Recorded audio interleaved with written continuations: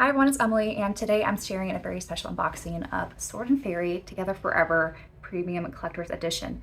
And this copy was kindly gifted to me by Serenity, who is the North American publishing company in charge of the local retail version. And today, August 8th, is actually the launch of the North American retail version. So I'm going to be sharing what the Premium Collector's Edition looks like, as well as what the standard North American case, which is also included in here, looks like as well. Now, Sword and Fairy is a very well-known Chinese RPG series that's been around for 27 years, and Together Forever is actually the 7th entry, and it's considered the most ambitious of all the games so far, and I got a chance to play a little bit of it. I'll talk a little bit more about the game itself later into the video, but first I'll share what makes the Premium Collector's Edition quite special. As you see here, this is a humongous box, and there's a lot of goodies inside. But just looking at the box itself, I think this is a really nice showpiece, and I'm really loving all the graphics just on the front itself. I think it really captures so well the essence of the game, which takes place in a Chinese historical fantasy setting. And as someone who really loves this genre in dramas as well as some novels, it's really cool actually seeing this come to life in a video game. So the box itself is actually fairly sturdy. The outside cover is a little bit more delicate, but on the inner layer containing all the items is a very substantial box. That is a little bit tough to get out actually. So one of my personal highlights is this little Leaf Fairy plush, which is adorable and so squishy. I personally really adore when collector's editions include character plushes, and I think they made the right choice in choosing the Leaf Fairy because he just looks so round and adorable here. And these two boxes are fairly the same size with the same designs, but contain different items. The first one I'll share contains the game and the steelbook. And I'm really a fan of the steelbook. It has a more artistic approach to the character design, which I think is appropriate. I also love the gold accents that shimmer and really makes this text on the spine and the back stand out. And inside, I believe, are some of the spirit characters that are very cute.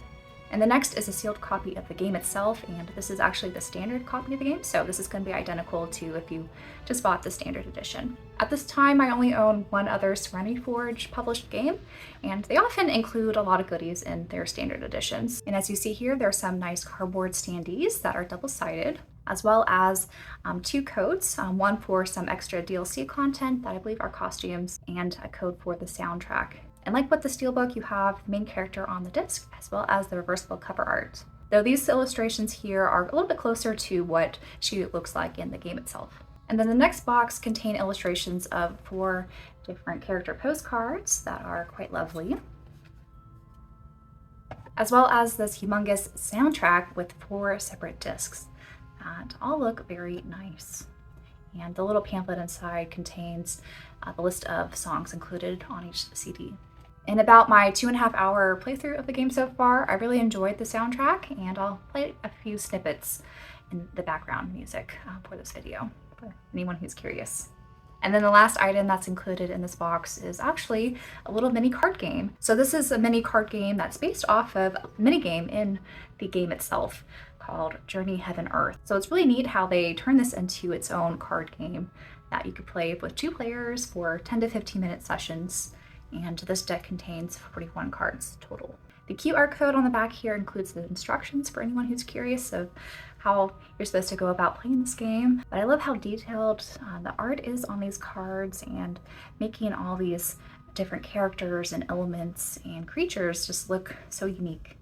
And last but not least is the playmat, which you could use for the mini card game if you so wished, or you could also use it as a desk mat, which is what I will be using for my little laptop and mouse pad set up there. It's nice and big, and I think it's made out of really great material, so I think it should last long. And the design is very similar to the outer box of the collector's edition, so I think it looks really stunning here. All in all, I think this is a wonderful collector's edition, and I think Serenity Forge did a great job putting this together. It has a lot of elements that I really enjoy in collector's editions, such as really adorable plushes, steelbooks, and physical soundtracks. I do wish that they included an art book, but I think including the card game and the playmat, desk mat thing was really unique and really makes sense, I think, for this release specifically. And I surprisingly really enjoyed the size of this because I have the perfect spot on the top of my shelf where I'll be displaying it, but I do know that this can be a very difficult size to fit for those who are pressed for space. So that is something to consider. But for the $99.99 price tag of this premium collector's edition, I think this is a really great value for a lot of great items included in here. For those who are interested in picking up a copy of the collector's edition or also the standard edition, you can get it on Serenity Forge's store website, which I didn't realize they had their own unique store that you could buy from. And in addition to selling the games they publish, there's also a lot of great merch items, some that you could find on other websites, but also some unique items as well. For example, there are the Good Smile Nendoroids and pop-up parades of figures from games that they published, such as from Doki Doki Literature Club, as well as Sword and Fairy here. I'm very tempted to get Ye Xingzhu's Nendoroid because I'm really liking her character so far, and I think this Nendoroid is adorable. They also have various vinyl soundtracks and a ton of unpacking items, such as plushes and t-shirts and whatnot, and a few other apparel items and art posters. I'll have a link to my affiliate code for anyone interested in shopping on Serenity Forge's website, either for the Sword and Fairy game or some of these really cool merch items. Of course, you don't have to use the affiliate code to buy Sword and Fairy. You can actually get the premium collector's edition from most retailers. I've definitely seen it available on Best Buy, GameStop, and PlayAsia. But if anyone's interested in what Serenity Forge's website has to offer and would like to support the channel that way, I'll leave the link down below. So on to some early impressions about the game itself. As many of you know, I'm actually very selective when it comes to collector's editions, and one of the main reasons why I agreed to accept this unboxing offer from Serenity Forge is because I was really interested in this game. As I kind of alluded to earlier, I'm really into the Chinese historical fantasy genre. In my spare time, I really enjoy watching Chinese fantasy dramas, especially the ones that deal with the fight between deities and demons and mortals, as well as the wuxia dramas that deal in the world of martial arts. They're really fun, and I really wanted to see this genre translated into an RPG because it's so unique compared to the JRPGs and the Western RPGs that delve into fantasy.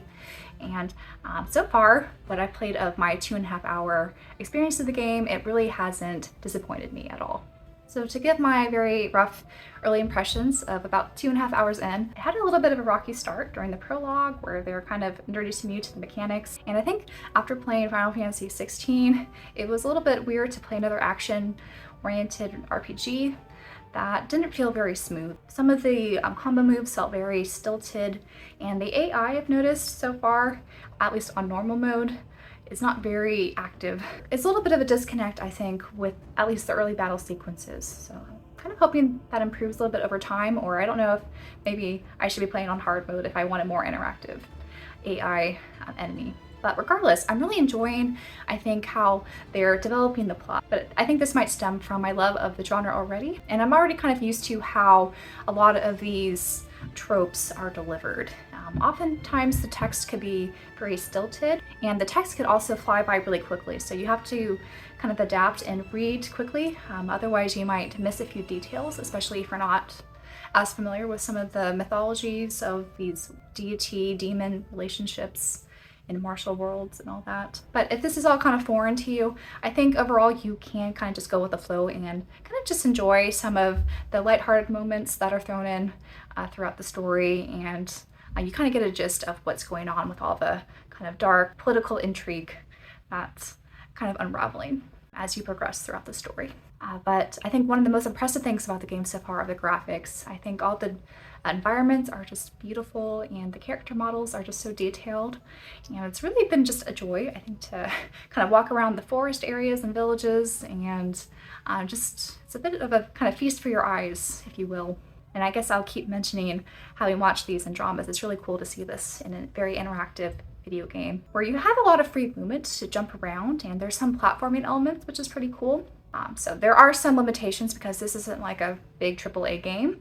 So you kind of have to give some allowance when it comes to how the game runs and plays, especially the combat system, but overall, I'm really enjoying learning more about the characters. And so far, I think everything's really delivering and living up to the hype that I've had built up for the past year. Just waiting for this physical release to come out so I could finally play this game. So far, I'm really enjoying this game, and I think it's one that a lot of other RPG lovers can enjoy as well. I wouldn't really go into it expecting top-notch combat systems at all. I think what they do is very sufficient, but it doesn't really improve or is that interesting in the action RPG genre. And as I mentioned, it can be a little bit stilted at times without a very intuitive or interactive enemy AI. I think one of the biggest strengths for Sword and Fairy 7 is its approach to storytelling in the fantasy genre. I think one could argue that there's a bit of an oversaturation of a lot of Western and medieval sort of fantasy in RPGs. So it's really refreshing to see this more Chinese take of storytelling and how they kind of plot out the lore and intricate storytelling that is a little bit different from your typical Japanese or other Asian sort of influenced RPGs nowadays. I think Sword and Fairy Together Forever or 7 bring it all together really well in this package of really wonderful graphics, and it just really enhances all these fanciful elements and brings it to life. So I'm really excited to progress more in this game and see how it plays out. For anyone who's played this game already, I'd love to hear how it went for you, and if you think the story and everything it was well worth playing through. But overall, I'm really pleased to now have this premium collector's edition of Sword and Fairy Forever Together in my collection as one of my standout collector editions. And I want to thank Serenity Forge again for sending me this copy for review. And if anyone's so inclined, I'll leave my affiliate code down below for anyone who's interested in purchasing from their website. But that's everything for me. I hope you guys enjoyed this unboxing video and hearing me gush a little bit about my early first impressions of this game. And until my next video, bye guys.